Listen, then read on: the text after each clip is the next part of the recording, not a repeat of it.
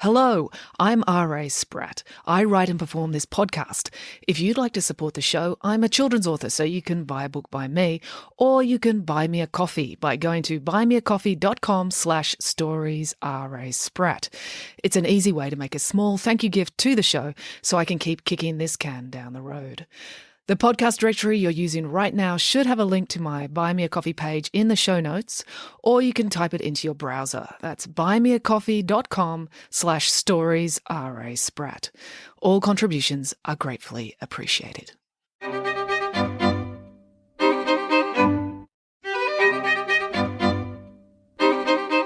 Hello and welcome to Bedtime Stories with me, R.A. Spratt.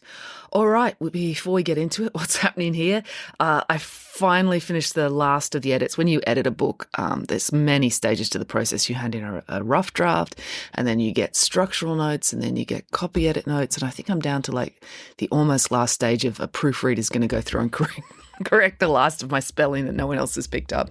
And then, the epically awesome Odyssey, as told by Nanny Piggins, will be done and then ready to come out in June or May, actually, for the Sydney Writers' Festival. So that's what I've been working away madly on this week. And then hopefully next week I will have finished Friday Barnes 14. It's almost finished. It's up to 36,000 words. And usually when I hand in a rough draft, it's about 38,000 words. I'm kind of tricky. Most authors, because I've got to write 40,000 words. So most authors, what they do is if they've got a 40,000 word book, they'll write like 46,000 words, and then their editor will go through and make them cut out 6,000 words.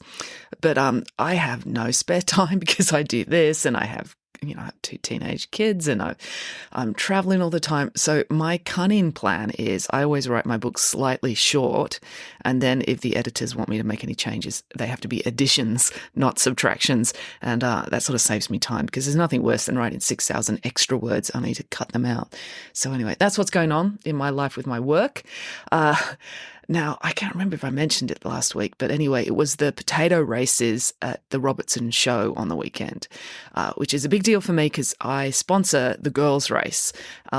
Friday Barnes sponsors the girls' race. So some people came all the way from Sydney to Robertson. So that was awesome. And we had more girls enter the race than ever before. It was so exciting. I was so proud. Even my husband got giddy with pride. It's like, oh, you should be so proud that the girls are running and it's all because of you. And I'm like, oh, well, it's just so much fun. The Robertson show is so much fun. I'm so proud and happy to be a part of it. But it did not go according to plan. So Robertson, for those of you who are not familiar with New South Wales, is it's renowned for its rainfall, which is why the potatoes grow so well there. It's like on the top of an escarpment, not far from the sea, but there's like an escarpment, sort of like a cliff face nearby. And so the winds or the atmosphere that's from over the sea meets the air coming across the land, and it's different, and that difference makes rainfall. So it's famous for its rainfall, and I've been participating in the potato races at the Robertson show for like 12 years now. When I started running in the races, in the ladies' race, and I've been sponsoring the girls' race for the last 7 years. And in that time, we've had every extreme of weather you can imagine. Like one year it had to be cancelled because it rained so far, like cancelled the day before. And we've had extreme heat. Last year or the year before, we had so much fog, you couldn't see the competitors for 2/3 of the race. You saw them as they took off and you saw them as they came into the finish, but you just couldn't see them because the fog was that thick. That was probably my favourite year. That was very exciting and dramatic. But this year we had something new. There was an electrical storm came through. It was started about an hour before the races. The races start at 3 every year. And at 2:00, it just started to rain and rain and rain. And then the thunder started coming. And it's just absolutely tipping down like Australia. Well, this part of Australia can get like really like tropical level, hard rain. And it was just full on rain. So everyone, at first they were in a good mood and sort of still bustling about, but it just got so hard. Everyone took shelter in the pavilion, or there's like this tin shed in the middle, just off to the side of the showground, and it's a bar, but it's just a tin shed. So a lot of people were taking shelter in there, and that's where I took shelter. I was sitting in there on the plastic chairs, and we all sat there, and everyone's having a great time and having a laugh and just waiting to, because we all just assumed the rain would go away eventually and they'd run the races, and everyone's just waiting and waiting and waiting. But then the lightning came and it was getting louder and more. And but everyone's thinking, oh, it'll go away eventually. And we're just sitting in there and everyone's laughing, having a good time. And then all of a sudden, kabam! There's this big metal pole that it's like for the floodlights on the showground. And the top of it got hit by lightning. And it's just like this big bang. And all the all the public address system for the showgrounds all the speakers were attached to that pole. So it hit the pole, knocked out the whole PA system. But what people didn't realize straight away was there was a soft serve ice cream van parked at the base of this pole. And the man who operates it was packing up. And he had his hand on the back of the van when the pole next to his van was struck by lightning. And so he wasn't directly struck, but the lightning obviously came down the pole, hit the ground. And I assume, whether that was wires connected, because he was taking power out of the pole to power the ice cream van. But anyway, this guy got hit by lightning. It was an indirect strike. So, he wasn't killed, but he was thrown backwards. And, it was not good for him. He was pretty shaken up, like literally. And but everyone at the Robertson show swung into action, and there was paramedics obviously on site for the show anyway, and he was taken care of. But it was super dramatic and shocking and very sort of not a laughing matter at all. And the Robertson show people were great. They just straight away said, okay, that's it. The show is over. And they made sure everyone got safely back to their cars and public transport. So it was dramatic. It was really unfortunate because the races had to be cancelled. But I just wanted to thank everyone, all the girls that came and entered the races. And I'm just glad you all got your T-shirts. They got these great Friday Barnes T-shirts with a picture of the Friday Barnes cover on the back and, Robertson Show potato races on the back. So I'm glad they all got their shirts. And I just hope you can all make it back next year. I'll print different shirts next year with a different cover, so you'll get a new shirt. Thank you to everyone at the Robertson Show for letting me be involved in this wonderful thing. It was obviously sad the potato races were cancelled, and tragically also the pie eating competition was cancelled, but that was kind of good for me because I never would have gone into the pie eating competition. But because the pie eating competition was cancelled, I got a free meat pie because they were just handing out meat pies at the end. Oh, I know like 27% of the people listening to this are in America, and a lot more than half the people are overseas. Just so you know, it's a phenomenon in Australia that we eat small hand-sized pies, meat pies. It's a big cultural phenomena here. So, and these were really good ones from the Robertson Pie shop with like big chunks of delicious steak in them. So there was a happy ending to the story of the potato races being cancelled. And just so you know, the man from the soft serve the van. His name was Luke, and he was 20 years old, and he's fine. They took him to hospital to check because obviously they've got to check that your heart, the rhythm of your heart's not messed up if you're electrocuted, and he was fine. So he's back home with his family, and his family says he's in good shape. So it all ended happily, but it was very dramatic for anyone who did come to the potato races last week. Okay, so I've told you a story already. I haven't even got into today's story. But sometimes real life dishes up some cracking stories.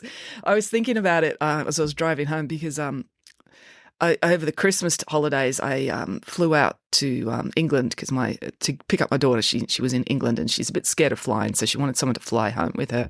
So we had a week in Paris and then we flew home. We spent a lot of time hanging out in cafes in Paris, watching people and you think, oh yeah, I remember being a teenager in Sydney, in the suburbs of Sydney, where it was really quite tedious in the 80s, thinking, oh, I just can't wait to get out and see the world and, travel to Europe and travel to America and everything and just, see some exciting things. And it's true, I have traveled all around the world and seen exciting things in all these different exotic cities. But I must say that afternoon in the shed next to the Robertson showground was probably the most exciting afternoon of people watching I've ever had. There was some crazy things went on, and I did, see a lightning strike. So anyway, my point is that there's interesting stories around us all the time, and you never know when things are going to happen.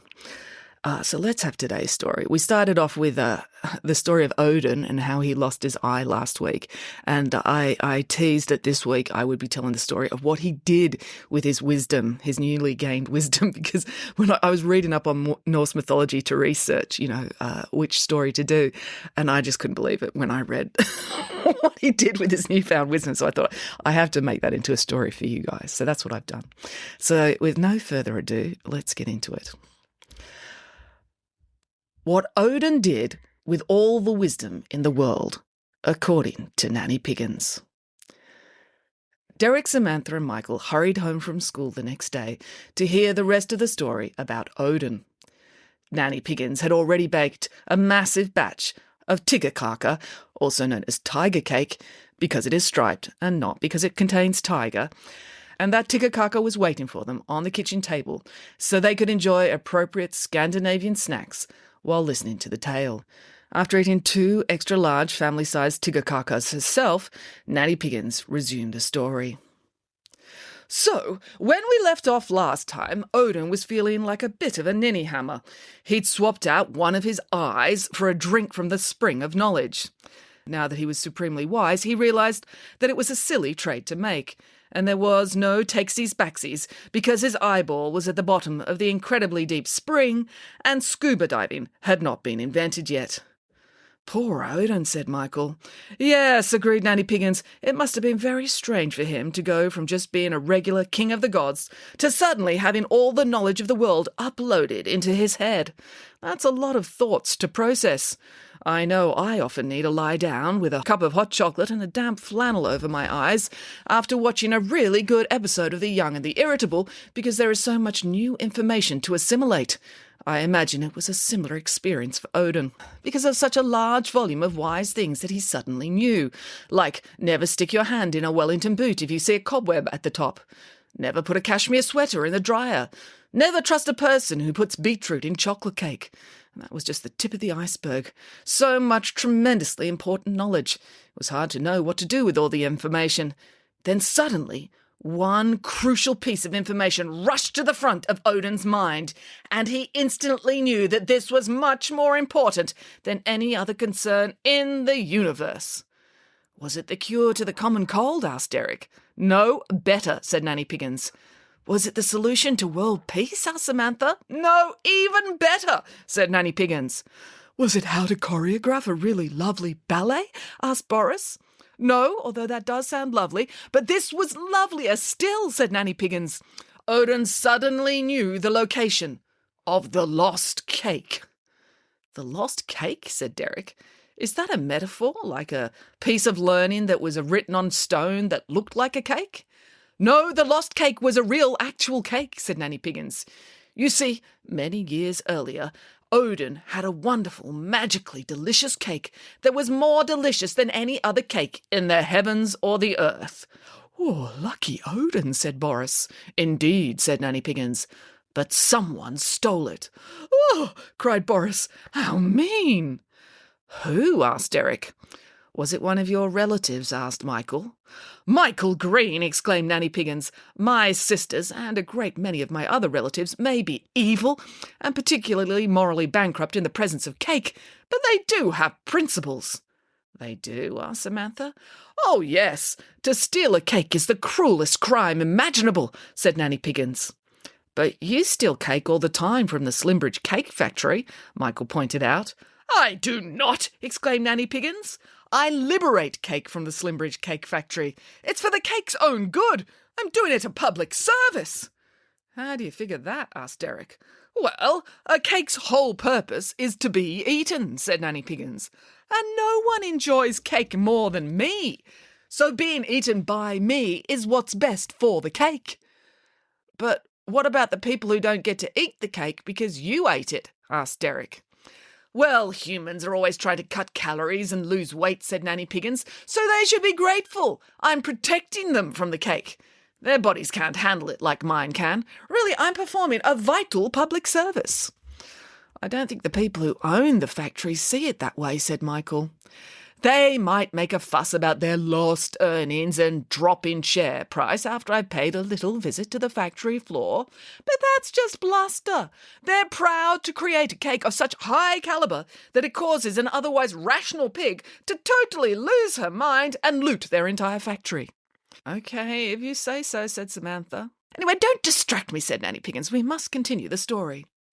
So Odin, for years, decades in fact, had no idea where this cake had disappeared to. He'd been looking for years. He questioned people and crawled around on the floor with a magnifying glass like the detectives he'd seen on television, but he couldn't figure it out. But now he had so much wisdom and knowledge, he knew exactly where the cake was. So he ran back to Asgard to tell his family about it. "I know where the cake is hidden," Odin told his son Thor, "so I'm going to get it." "Oh, I fancy a nice slice of cake," said Thor. "Give me a moment and I'll fetch my hammer and come with you." "No, you stay here," said Odin. "Retrieving the cake will be tricky. It was stolen by Suttung, the giant." "Oh, gosh, not that rascal," exclaimed Thor. "He's the biggest and meanest and smelliest of all the giants.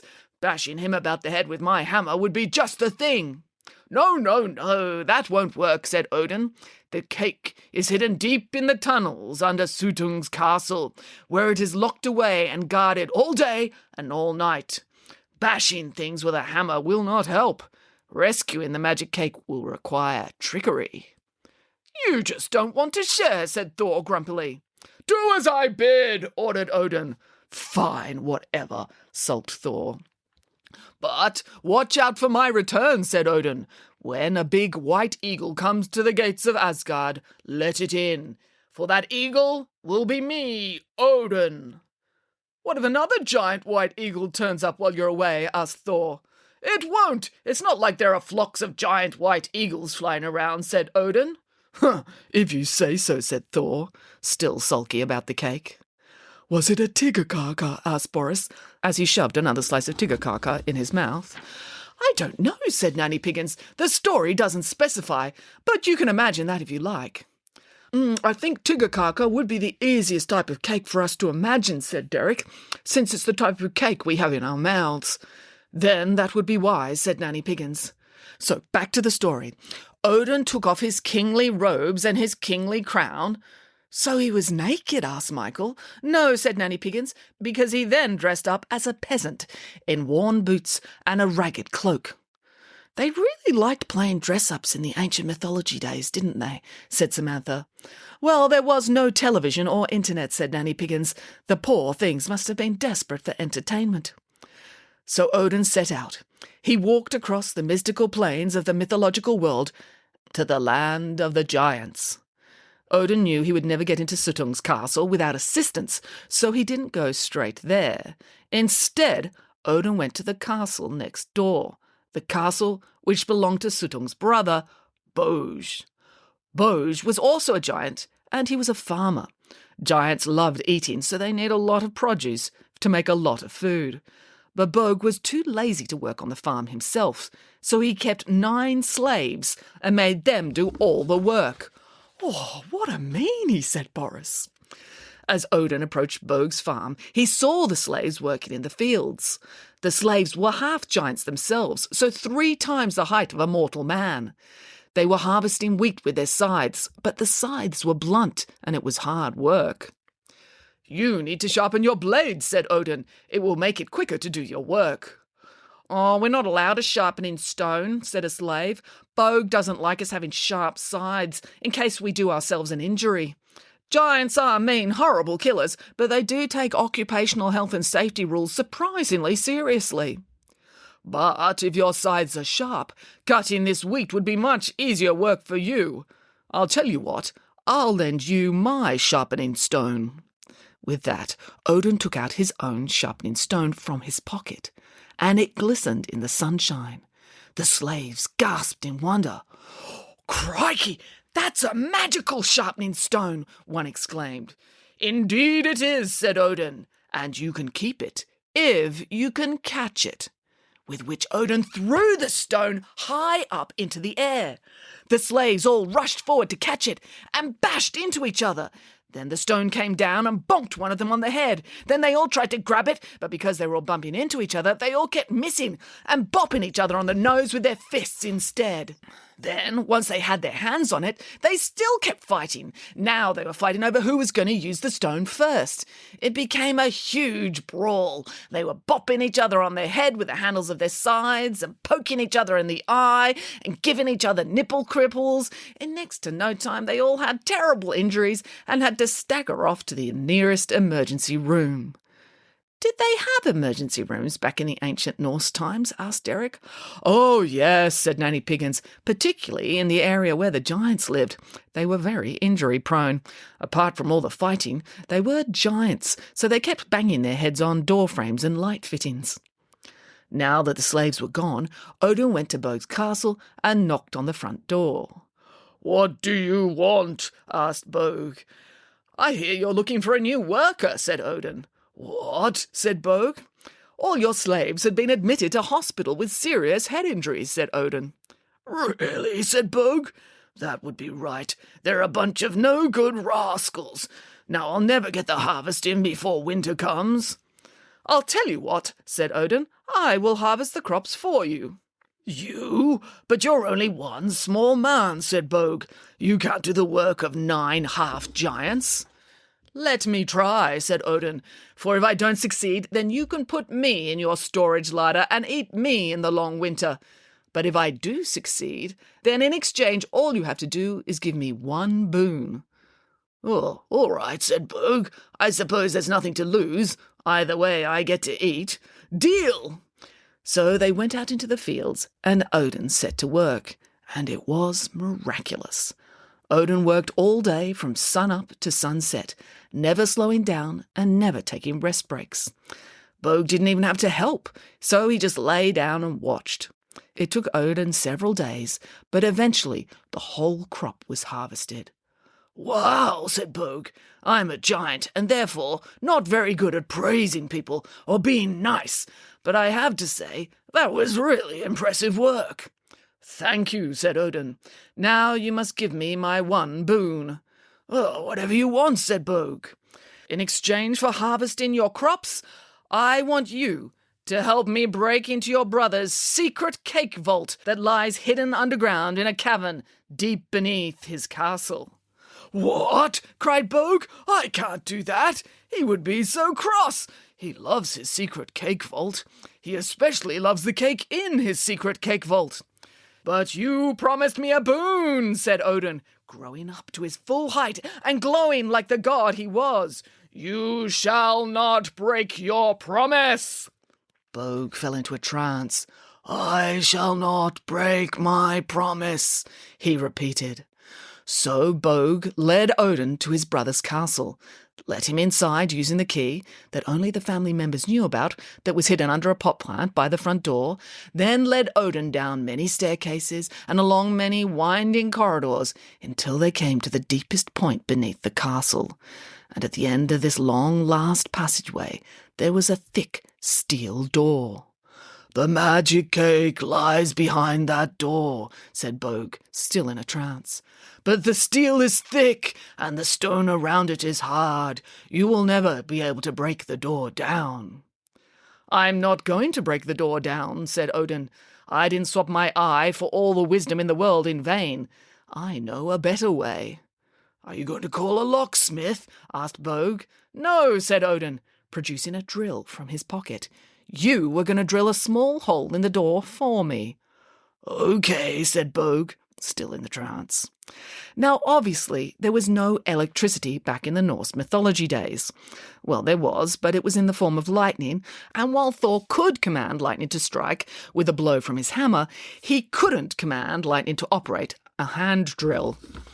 In those days, a drill was operated by hand. Bog held the bit to the door, then cranked a handle, and the drill slowly but surely and silently wound a small hole through the door. When the bit finally cut through the last bit of door, Bog could see light through the hole. He turned back to Odin. Your hole is done, said Bog. But Odin had disappeared. Bog looked about. He couldn't see Odin anywhere. All he could see was a tiny worm disappearing into the hole. And that worm was Odin? Asked Michael. Well, I don't want to ruin the story, said Nanny Piggins, but yes. Once he was inside the vault, Odin saw the beautiful, magical cake, and it was just as perfect as it had been the day it was stolen. But if Suttung the giant stole the cake, why didn't he eat it? Asked Derek. Because he was gluten intolerant, said Nanny Piggins. Oh, said Derek. Yes, it's tragic, really. I would almost feel sorry for Suttung if it weren't for the fact that he was a cruel, murderous thief, said Nanny Piggins. Suttung really wanted to eat the cake, but he couldn't because it would have upset his tummy. But the cake was so beautiful, he was jealous, and he didn't want anyone else to eat it either. Oh, what a meanie, said Boris. There are so many meanies in this story. Now, inside the room with the cake was a beautiful princess, said Nanny Piggins. What was she doing there? Asked Samantha. She was one of the giant's daughters. She'd been locked in the room with the cake to stand guard over it, said Nanny Piggins. Oh, gosh, and I bet she wasn't paid minimum wage or given holidays or sick leave, said Samantha. No, agreed Nanny Piggins. The daughter sat weeping, partly because she wasn't allowed outside, but mainly because she wasn't even allowed to eat the cake. Then, in a flash, Odin transformed himself into human form. He stood in front of the giant princess, looking very handsome and, of course, glowing because he was a god. "Do not cry, giant princess," urged Odin. "I know it must be deeply unpleasant for you to be locked in here, but soon you will be free, for soon there will be no cake for you to watch over." "Why?" asked the princess. "Is father finally going to come to his senses and throw it out because it must have passed its best before date decades ago?" "No, there will be no more cake because I am going to eat it," said Odin. The princess gasped. "Oh, I'm not allowed to allow anyone to eat the cake."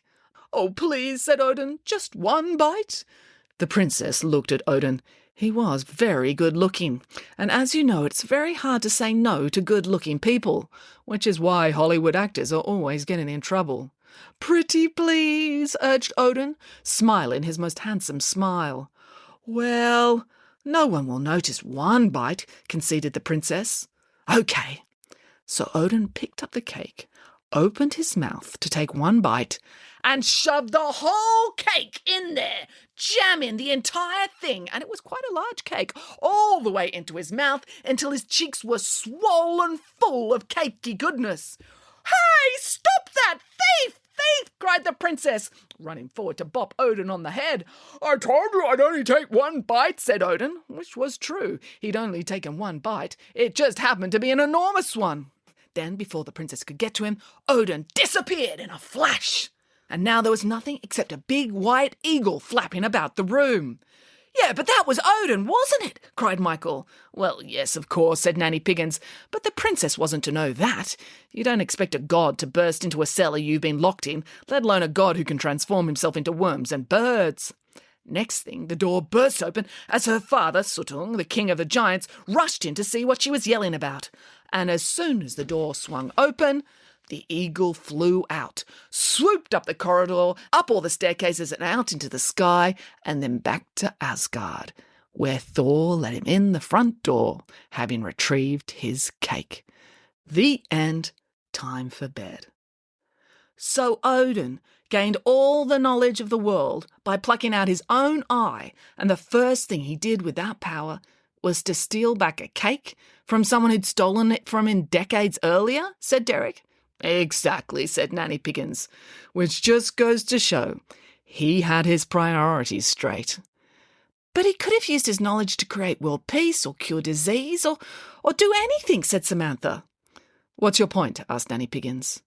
And Samantha realised that Nanny Piggins, like Odin after he drank from the well of wisdom, truly believed that there was no better purpose than eating cake.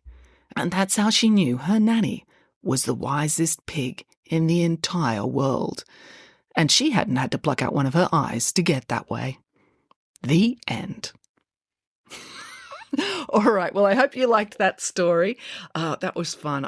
Well, I've got several whole books of Norse mythology, so I'll be doing more of those stories throughout the year. But next week, to celebrate the release of Nanny Piggins 8 as an audiobook, that's Nanny Piggins and the Race to Power, my lovely publishers have graciously allowed me to play a chapter from that audiobook next week on the podcast. So you'll be getting that.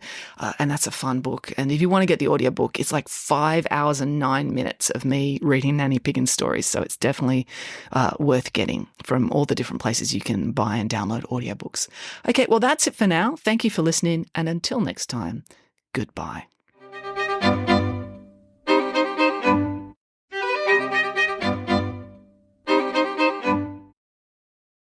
Hello, it's me again. If you enjoyed listening to Bedtime Stories with R.A. Spratt, it would be really helpful if you could like, subscribe, follow, and or review the show on whatever podcast platform you're listening to now. Every little one of those digital affirmations helps, and the bigger this podcast gets, the more I can justify procrastinating from my real job to keep bringing these stories to you. Thank you.